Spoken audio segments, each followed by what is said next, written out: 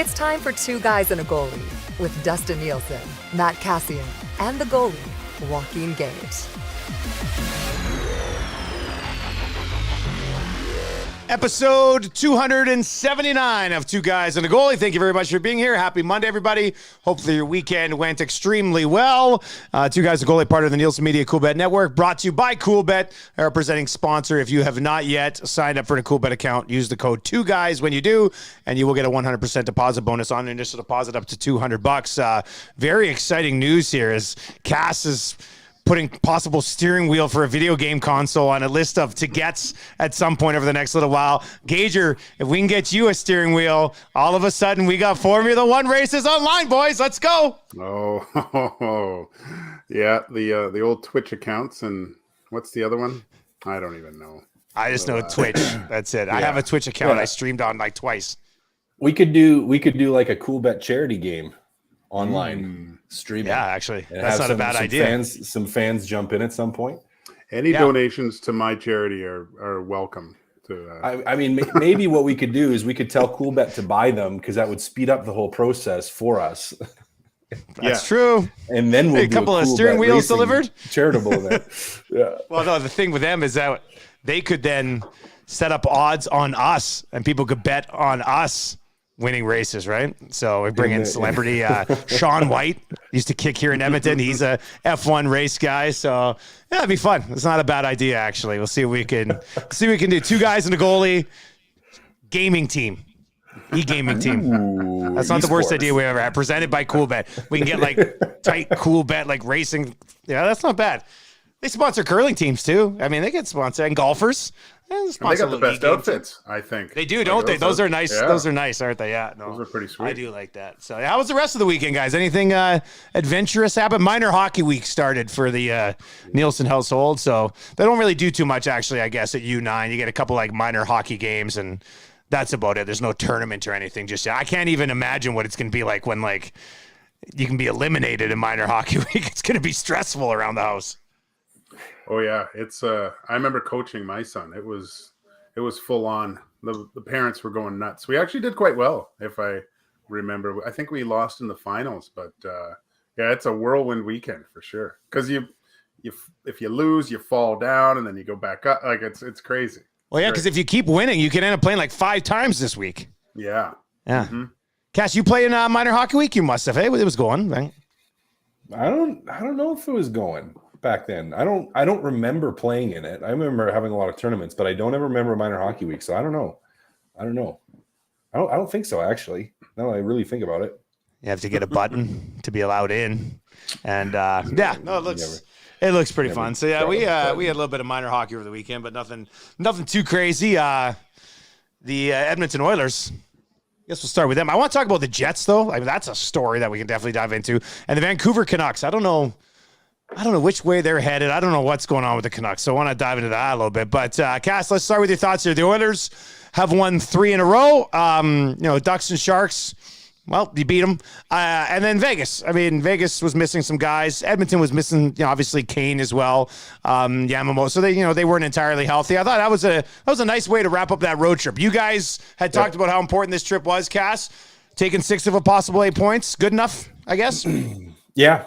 I mean, if you, in a perfect world, Dusty, if I could pick, I would have them beat LA, lose to Anaheim, and win the next 2, because you want to close the distance on Vegas, and you want to close the distance on LA and Anaheim. It's kind of like whatever. You're not going to. I mean, San Jose too, really. But the reality is, it's a lot tougher to beat Vegas and beat LA than it is the other one. So.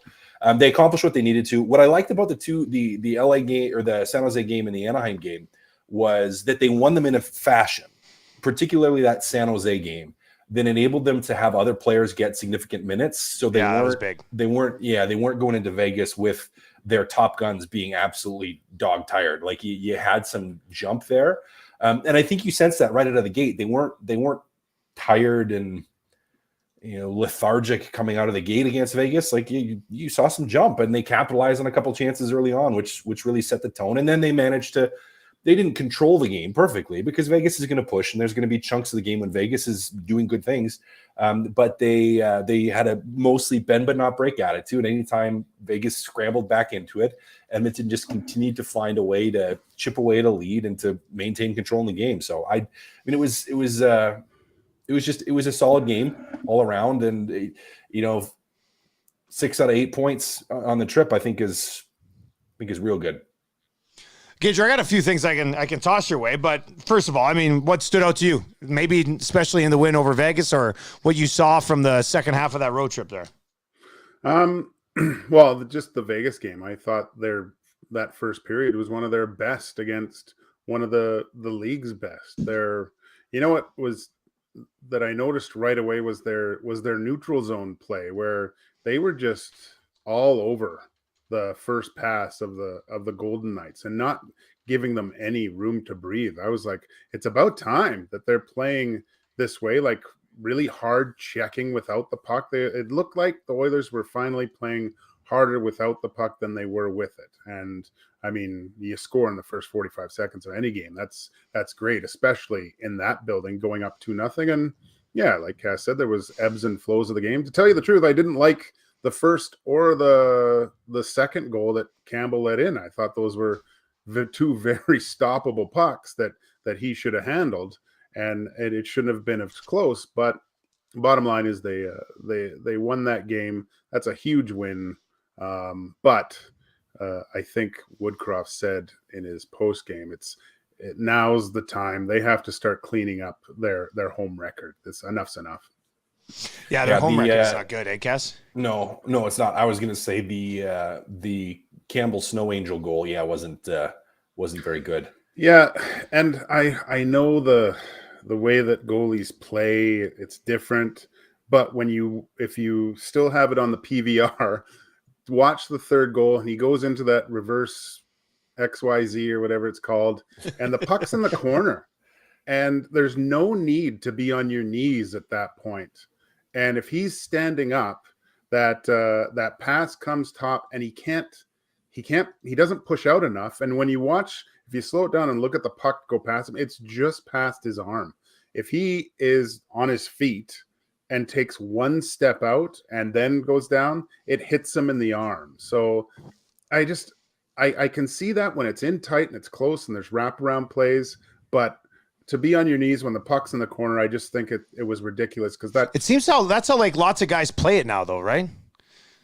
Yeah, and I do look at it. If a guy's on his forehand, maybe you can, but I mean, I trust myself, Dusty, to be standing up with anyone. You could have Ovechkin in the corner with a wrist shot. He might get a few by me, but most of them I'm stopping or doing something with it. I think from that distance, I don't think you have to be. And if you're down and he rips it up high, it could go off my head and in. So I don't understand that so far away, and it cost Campbell a goal against. Well, just to stick with Campbell for a second, because the numbers in January have been good. It was just in net for this 3-game winning streak. But they scored a bunch of goals. They were in control of these games, Gager. So how important was Jack Campbell to this 3-game winning streak would be my question.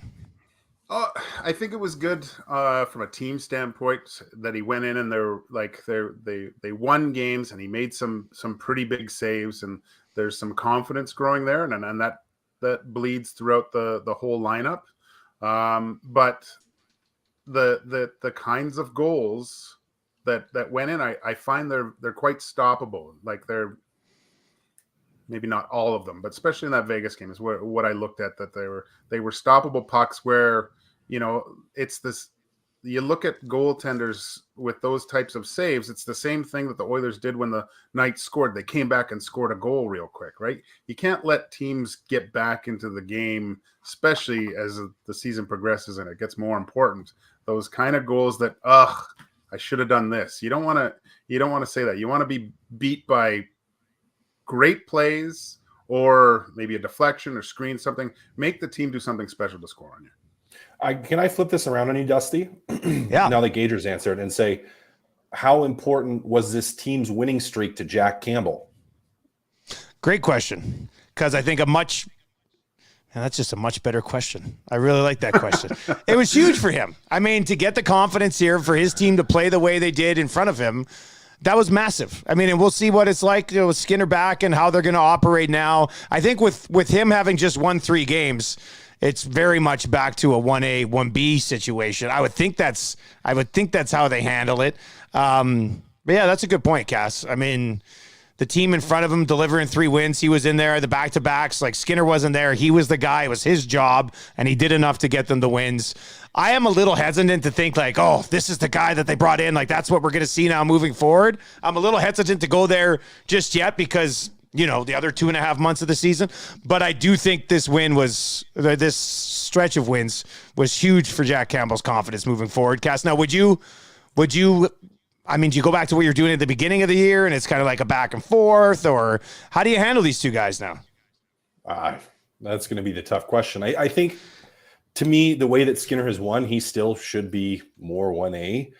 If you're wanting to continue to try to work Jack Campbell a little bit more than when you basically sat him on the bench and didn't play him at all, then sure. Like, he's shown some confidence. He's won you some games. So he's a $5 million guy that's going to be here for a while. So you got to start working him in. So I'm totally fine with doing it that way. I don't think can't have that happen at the expense of pushing Stuart Skinner out of it, really, because he's just been too good. Yeah, in case you're not going away from Skinner on a regular basis, are you? I mean, you got to kind of get both these guys going, I think. Well, I think you got to go with the guy, the best. Who gives you the best chance to win from here on out? I mean, they did the experiment of trying to get Jack Campbell going. He fell into a situation where his partner was having a kid, so it worked out great. He came in and won some games. That's awesome. But he's got to even get better. His game's got to. I've seen his game with the Leafs that he was the only reason they won, right? And we still haven't seen a game like that from Jack Campbell. He has to be one of the best Oilers players, where you're talking about, it was Draisaitl was great, Nurse was great, Campbell was great. Like, we said that about Skinner in times, but we haven't said that about Jack Campbell's game yet. He's got to find another level where, if the Oilers want to do anything, one of these guys is going to have to be playing like one of the top 5 goalies in the league. That's how good they're going to have to be, you think? Because of the team defense in front of them, or what? Like, they don't. Yeah. The perfect structure to me for a Stanley Cup winning team is the duo, the Norris caliber defenseman, and you don't need a Vezina goalie, but you need a goalie that's playing at the top level of his game to succeed. And the Oilers don't have the Norris caliber defenseman, so the goalie's going to have to make up for that. Yeah, that's. I think that's fair. Yep. Yep. I mean, I think you need two centermen, 2 all-star centermen, quality centermen. You need a Norris candidate defenseman that's going to play 28 to 30 minutes a night in crucial situations during the playoffs. And you need good goaltending. You don't need great goaltending. You need good goaltending. But since you're giving up, I think, a little bit the Norris caliber defenseman, at least with how Darnell Nurse has played this year, your goaltending has to make up for it. Now, that's to win a cup. I don't think necessarily to have some success in the playoffs and to go deep, that necessarily has to be the case. If you want to win a cup, you're going to need some outstanding goaltending, I would say, barring any situational changes from the Oilers roster. And that can, I'm thinking about it now, that could flip-flop too.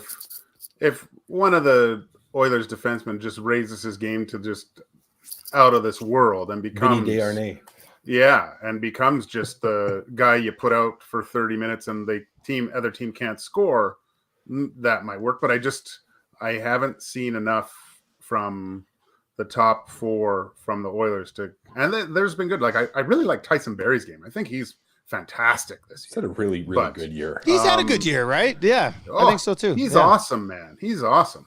But if they want to be hoisting that thing, someone's got to get to that. Yeah, you're not going to reach that Makar level, but you know what I'm saying. Yeah, somebody needs to transform into Cale Makar if they're going to get to that level. Okay, there's a few other Oilers topics that I want to get to. Evander Kane is close. They're going to have to make some roster decisions. We'll get to that in a second. I do want your thoughts on this, though. Their next 10 games. Okay, so they've won 3 in a row. Their next 10 look like this. They get Seattle tomorrow. Seattle plays tonight, back-to-back. They get Tampa on Thursday. Tampa plays Wednesday, back-to-back. They also play tonight, so that'll be 3 and 4 for Tampa. They get the Canucks on Saturday. Canucks play Friday, so another back-to-back in that situation. And then after that, they go Columbus, Chicago, Detroit, Philly, Ottawa, Montreal, Detroit again, and then the New York Rangers. So their next 10 games, 7 of them are against non-playoff teams. 2 of the playoff teams they face will be in the second half of a back-to-back. I'm not too sure about the Rangers. Let me just check. Maybe all 3 playoff games will be in, or playoff teams will be a back-to-back. I wanted to see here. Nope. They'll be the first half of back-to-back. They play in Calgary on the Saturday. So not a very difficult schedule over the next 10 games, Cass. We know the Oilers are going to have to go on a little bit of a run here to maybe push up in the standings, but at least secure one of those wild card spots. What do you think they should do over these next 10? Win 7 or 8 games. Okay, yeah. That's what you need to do. I mean, really, if you did that, like that should start to put you in a pretty good position. You know, these are much like the Anaheim and the San Jose game this past week. A lot of these are really winnable games, and even against some of the better teams, you are catching them. Like you said, Tampa at the end of 3 and 4 nights on a back-to-back. You should be able to put forth an effort here. These are games you should win. Don't expect you to win every single one of them, but I think it's realistic to say that they should go, 7 and 3 or 8 and 2. Really, they should be able to during this stretch, and that I think solidifies it. But from a playing standpoint, what do they need to do? They need to be consistent. We've finally seen them string together 3 solid games in a row. They need to find a way to continue to do that here. Like you can't have these big let-ups. And if you have one off night, sure, it's going to happen. You're going to have an occasional off night. I don't expect them to be perfect the rest of the way, but some continued consistency here for the next 10 games, really, I think is what you need. I will throw it out there. The games against Ottawa and Montreal, back-to-back, noonish starts, 12:30 starts out east, 10:30 starts out here. So I don't know, that might throw a little bit of a wrench into things. But once again, no excuses, right? Like it's a softer schedule. Gage, it's not crazy to think that they should. I mean, maybe people outside the market would think we're kind of viewing this as a homer, considering where the Oilers are at right now. But I mean, you look at that schedule and you look at the way they can beat up on some of these lesser teams, man. 7 games. I don't think, if you win less than 7, I think it'd be a disappointment. I think that's fair. Every team that makes the playoffs goes on a run at some point, and this lines up perfectly for the Oilers to do that. I think 8-2, 9-1 is like, that's what should be the goal. They need to go on a bit of a point streak here and start banking some points and getting back into this into the Pacific Division battle for playoff spots. You don't want to leave it to chance to this wild card. It's too open, and you don't want to have to be competing against. Like, I don't think the Avalanche are going to be there, but man, that's not something you want to do. You want to get ahead of the guys in your own division and hopefully get some home ice. Well, if their home record doesn't improve, maybe you want to start on the road. But gotta get that home record better. It's time to go on a run, Dusty. Okay, so on top of the fact that they've got these 10 games coming up that are pretty reasonable, today Kane skated in line combinations. Stoff had these a little bit earlier on. McDavid between Hyman and Draisaitl. Nuge between Janmark and Kostin. McLeod with Fogle and Kane. And then Derek Ryan with Puljujarvi and Holloway. Yamamoto was not on the ice. Shore was not on the ice. If they are going to clear Kane, some things will have to happen. We'll move that. The question I have coming out of these lines, and we'll see what they end up doing with Kane. But Cass, what do you think of McDavid and Draisaitl being reunited here again at this point of the season? Listen, I'm never afraid of the nuclear option here for the Oilers. I shouldn't say I'm never afraid, but I'm not. I don't know. I think some people get too worried about it and too worked up about it. But it's like, well, you have 2 best guys. If it makes it really, really difficult for other teams to play against them, If they can score a ton of goals, great. Run them together. Now, the rest of your lines have to be competent. They need to chip in on occasion, like we've seen, like with Klim. The news line lately. And the Nuge line, like you need to have those guys chipping on occasion. But the bigger thing to me is if that line is your 5-on-5 line. So if they're the guys that are scoring goals 5-on-5, everyone else has to be steady defensively. I mean, you gotta take that even or better mindset in for everybody else. Like just be even. If McDavid and Draisaitl are out there and you have that nuclear line, let them go nuts. Absolutely. If they get 1 goal, if they get 2 goals 5-on-5, great. You have to make sure that you're even and solid defensively. I think the focus of all the other lines shifts a little bit when you have that nuclear line, and then when they're playing how they need to play, which is, pretty amazing when they're playing well. To me, that's kind of got to be the mindset. You shift to more of a defensive mindset when you go to those guys. But I don't know. I'm not overly opposed to it. I think it's got its place. It doesn't surprise me because I think we've seen them when they have some pretty clear-cut, obvious wins coming. I don't think Woodcroft shied away from the past of just because McDavid and Draisaitl can go out and beat Columbus by themselves, right? And they can beat Chicago by themselves if they're having a night, right, Gager? So maybe this is a 10-game stretch here. Maybe this leads up to the All-Star break, or maybe they're just together at practice, and once Kane gets clearance, they mix it up anyway. I think what's really happened here, Gage, is Nuge, Janmark, and Kostinas kind of clicked, and it's allowed them a little bit more versatility and flexibility here.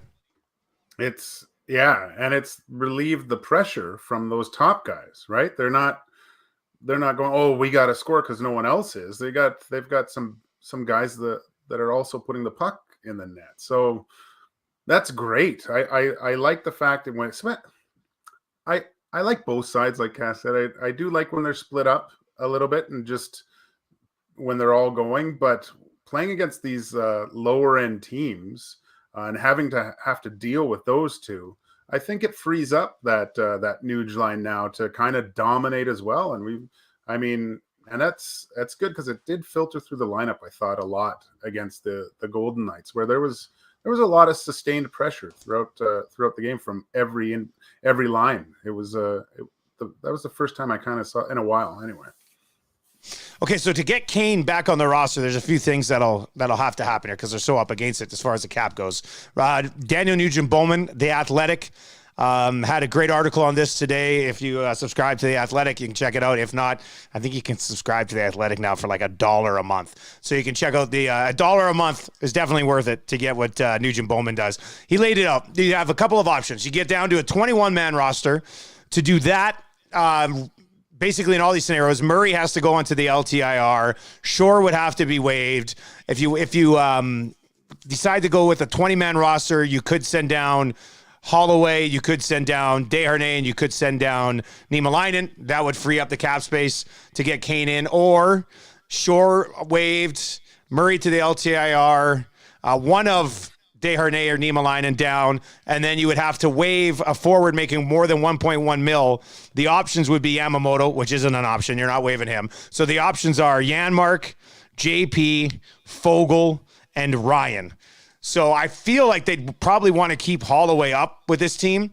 So it could end up being a situation where, first of all, Yamo didn't skate today, so maybe he ends up on the LTIR and it binds him a little bit of time here as far as the cap goes. But Cass, if you had to waive one of Ryan, Fogle, Puljujarvi, or Janmark to make sure that Kane can fit back in and you can keep Holloway around, what are you doing?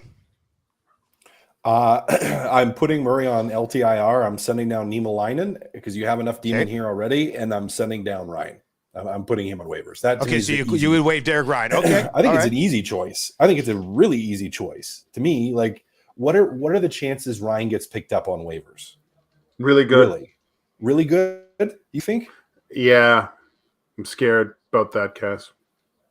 I hopefully you don't go looking for another goalie for this podcast, Dusty. But I think you want to be able to someone to come back if needed. I think someone picks up Ryan, to tell you the truth. Just because if he's a right shot center type of thing, or just the center position going down the stretch. He's reliable. He's played, I think, really good this year. If I'm another team and I can fit him in, I'm grabbing him for sure for insurance. But I don't think it's the same with Puljujarvi. And I hate to say it because I love when he's playing in that in the lower six. I think it suits him well in that role, but I don't think he's getting claimed. So what about Fogel? He's been healthy scratch. I think it's funny because Cass said Ryan, Gager, you said Puljujarvi, and my answer was going to be Fogel because he's not even playing right now anyway. I think someone grabs Fogel too. I don't know why. If somebody grabs Fogel, he drives then truck. I say good he move. drives an F-150. He drives an F-150. Right? Yeah, So, I think if somebody claimed Fogel, that'd be great news for the Oilers because it gets you out of that deal. Well, I think they're gonna. I think the Puljujarvi's gonna walk anyway at the end. I don't know. Yeah, shoot. No, I'm gonna stick to what I said. You know who doesn't leave? Costin. He's sticking around. No. He's in for good. He's here for the long run. Cass, what do you think? On the team. Yeah, he's got more goals than McDavid in the last 9 games. Yeah, he's got to stay so I can bring Russian Gage out every once in a while too. That's true. You're right. We need that desperately. So, Cass, what about if it was? So Gager was almost vetoing the Derek Ryan thing. He thinks he get claimed. What if it was Fogel or Jesse Puljujarvi? Who would you waive? Fogel. Yeah, I'd probably go Fogel between the two because I think still even with, I think, contract wise, I think it would make more sense. I do think you have more options on the left side too. Right now, like with Kane coming back and. Well, I just think of it like this. Like I would say the likelihood probably about the same between either of them that they get picked up, but I kind of go okay with what you're looking to do and heading to the trade deadline. What makes the most sense here for your roster? I would rather send Fogel down right now, which is kind of odd because he's had a pretty up and down year. Like he was really, really good for a little stretch of time where I was like, I wouldn't have even thought of waving him or sending him down. But recent play. Kind of, I would lean that direction. Well, we'll see. Ken Holland's going to have to make a decision on something unless they can LTIR Yamamoto, which would not be great because you want him in the lineup. But if he's been banged up, not at practice today, then maybe that's a way around us for a couple more weeks and continue to evaluate some of these guys and continue to try to keep this team on the right track. All right, a couple other stories around the National Hockey League. We'll get to the Jets in a second. But let's go to the Canucks here. The Canucks appear to be, it's funny because we're a part of it here in Edmonton, but when you look at another Canadian market and see people freaking out, it's kind of entertaining, to be honest with you. But the Canucks, they keep JT Miller around. They're hard lining with Bo Horvat, who's a very important piece of that team. Bruce Boudreau apparently is going to be out. There's rumors that Rick Tocchet's going to be the head coach within the next 4 weeks or so. Cass, does this thing get worse in Vancouver before it gets better? Like, what are the Canucks right now? They're a tire fire. I was just thinking the same thing. That's what they are. Like, is it going to get worse before it gets better? I don't know. I don't know. And the reason I don't know is I think some of the criticisms that have been leveled at Boudreau are fair. Some of them are completely reasonable. Even some of the ones by management, which they shouldn't have been leveling them publicly. They were leveling them. They should have been saying them publicly. Should have been behind closed doors. Like talking about the lack of structure. They don't play with a defensive structure. They don't. They play freewheeling, man-on-man, and it doesn't work well. So that's part of the tire fire. The other thing is you have trade rumors and potential trades and moves of some of your bigger name players or your captain potentially. And yeah, I just think it probably the chatter around everything is going to get worse before it gets better. Does Boudreau actually get fired now or in the offseason? Do they let him go? I don't know. But I can tell you something, guys. I can tell you something. It's going to be entertaining. And the more Boudreau interviews we have, the better. Because, Dusty, for your show, those are some of my favorite. Filthy Bruce, we need it. Filthy Bruce is the best. We can't get Filthy Bruce within the division for like 18 months. No. That can't happen. No. We need more than that. Gage, I don't know. I mean, maybe first of all, coaching change at any point here is not saving this season. So maybe it's an evaluation tool for next year. For me, I would have tried everything I could to keep Bo Horvat around and, build this team properly. From the moment they traded for Oliver Ekman-Larsson, I've been like, what is going on in Vancouver? Like, there's not much they've done over the last little while that's made a lot of sense. No, and especially when you have your GM saying I should have retired after Pittsburgh. So that's it's just a mess. It's an absolute mess. I mean, obviously I don't watch too many Canucks games because they're horrible, but the JT Miller stuff, I do, there's a portion I do like his passion and he's mad, but it's kind of the Charlie Brown teacher after a while. It's like, oh, there goes JT again, slamming his stick and stuff. And he should be a leader on that team. It's when you look at their team too, they shouldn't be where they're at. That's the other thing. Like I'm not saying they should be way more competitive than what they are, but it's just, it's sit back, grab a beer and watch this thing burn. I guess that's what we're going to see for the rest of the year. Well, and then we have the exact opposite story in Winnipeg, where they go into the offseason and it's like, I'm not sure Scheifele can be back, and I'm not sure Wheeler can be back. And then they try to get Barry Trotz. They can't get Barry Trotz, so they settle for Rick Bowness. He comes in. They take the C away from Wheeler. Like, you're just thinking, they're going, man, could anything else go wrong here for the Winnipeg Jets? As of today, January 16th, they're first place in the Western Conference. It's been a remarkable turnaround. Morrissey is having by far the best season of his career. Connor Hellebuck looks like a Vezina candidate again. And they've got those same offensive guys, Dubois and Connor, and Ehlers is back, and Scheif. Like, they've got the offensive punch that made them so dangerous a couple of years ago. Cass, they have navigated this thing very neatly, and it looks like it's paying off big time. Yeah, and this is the team we thought they were going to be at the start of the season in 2021. Yes, going back last year, we thought, last year we're like, oh, this team's going to be deep. Like, we thought they got a little better on defense. They still had the offensive punch, and they had Hellebuck batting the hatches down. Then Hellebuck has a bad year. They have some injuries. They have some internal strife. They have coaching issues. They have all this stuff that goes on, and they just kind of fall apart. And then they put it together this year, which, I mean, I didn't know what they were going to be. I don't think anyone really knew exactly what they were going to be. But for whatever reason, they seem to have just kind of got everyone back in the cart, all the horses pulling the cart in the same direction. And they're a dangerous team because you're anchored by, we talk about before, like what you need to win a cup. They're really deep up front. Like, that forward group is deep. Could you argue that like a Scheifele and an Ehlers are like a 1-2 punch that's needed? Potentially, but then you have some other guys up front that put the puck in the back of the net too. Having a great season. Dubois having a great year. I mean, you got Connor. Like, you have all kinds of weapons up front. So you can't look at their offensive depth and say they don't have what it takes to win a cup. Then you look at defensively. You want to talk about Norris Trophy candidates.